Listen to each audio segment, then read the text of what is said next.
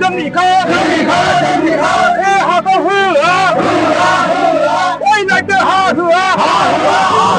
बयनाबो हा होआ 2005आवनो थाफैनाय दा फरेस्ट डुवेलार राइट्सनि बायदिबा 2006नि बायदिब्ला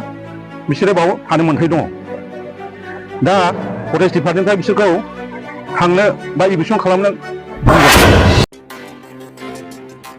गोबां गुलुं गुजुं जागासिनो दं बेनि सायाव मा बुंनो सानो सारा गुलुं गुजुं बुस्थुआ दिनै बे आयना बाजाराव फैदों जों मिथियाखैमोन बे जायगानि माखासे दैदेनगिरिफ्रा जोंखौ खिन्थाहरनानै जों फैदों बाय फैदों दावहा देख्रेब सार लोगोसे बनसुनि माखासे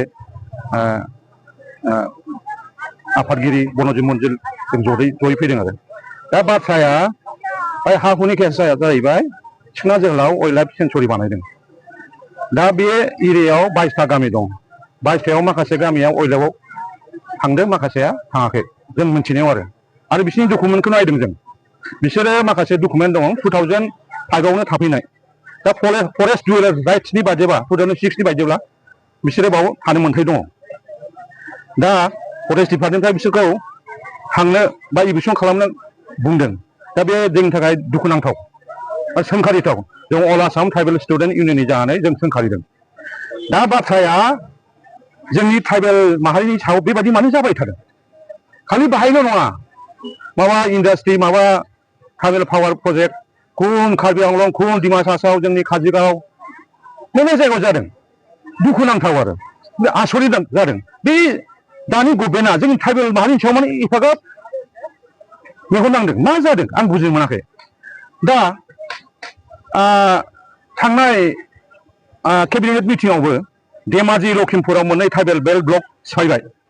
आरो सिफायबाय ट्राइबेल बेल्ट ब्लकआव माखासे नन ट्राइबेल माने ट्राइबेल नङि मानसिफोरखौ प्रोटेक्टेड क्लास खालामदों बाहाय जोंनि बिटिसिआवबो नेपालिफोरखौ खालामदों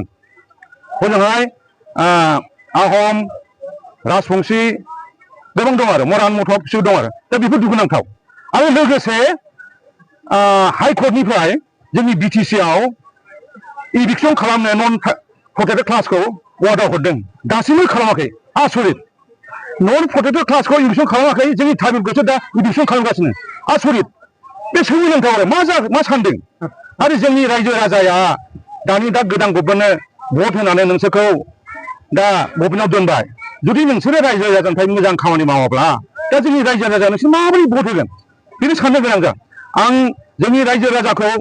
बयखौबो आं गुरैयै माने सिन्था खालामनो थाखाय आं बयखौ सांग्रां जाजानो लुगैबाय जाहाथे नैबे फैगौ इलेक्सनाव नायनानै मोजाङै सोरनो भट होथाव नायनानै भट हो